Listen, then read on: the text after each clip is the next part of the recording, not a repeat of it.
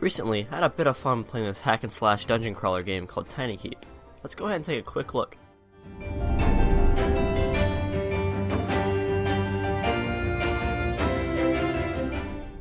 The game has you start by creating a prisoner who, let's be real, won't be surviving all that long.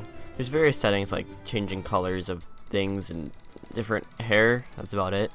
You're not really going to be looking at your character anyway, so it's not that big of a deal, but there you go. Once you're satisfied with your probably green-haired character, the game goes ahead and throws you right to the first dungeon. The game isn't even nice enough to give you a sword or a shield, which you'll find later. You're left to wander the rooms with no way to defeat the approaching enemies, other than your cunning, juking skills and strategy, or something. In this first level, you just find yourself running around, as I said, but you travel through each of the rooms that are randomly generated to complete the end goal. In this case, it is to reach the end of the level. Future levels will have goals like trying to defeat a boss or gain a key to access the end of the level. Throughout each of the levels, you'll find things like traps or prisoners you can free who can help you, or things like shrines, which you can spend your coins, which you unsurprisingly receive from killing enemies. Once spending your coins at a shrine, you'll receive random passive abilities such as increasing your chance to dodge upcoming attacks from enemies, or the ability to hit multiple enemies at once with a sword swing.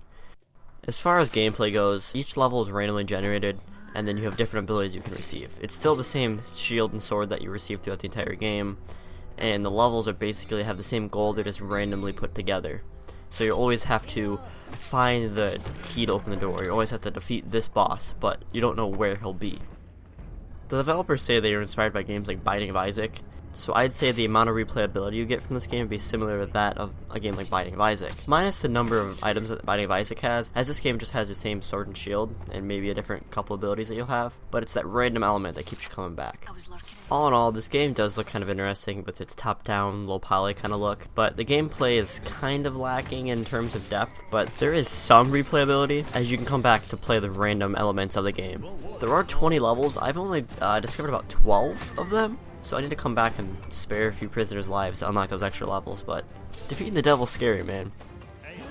But to wrap things up, should you get this game? I picked this game up for about $2.50 during some type of sale, and I've got about 4 or 5 hours of playtime in this game, so if you follow the $1 an hour methodology of purchasing games, it's totally worth it. I've only scratched the surface, I'd say, as I've only traveled about half the levels, so there is some more to go. So if hacking, slashing enemies, and traveling randomly generated rooms is your kind of thing, then go ahead and pick this game up. Before I leave, I just wanted to do a generic thanks for watching, but this is my first time trying to do something like this, so if it sucked, please tell me how I can fix it down below. It really helped me out, you know. Anyway, thanks again. See ya.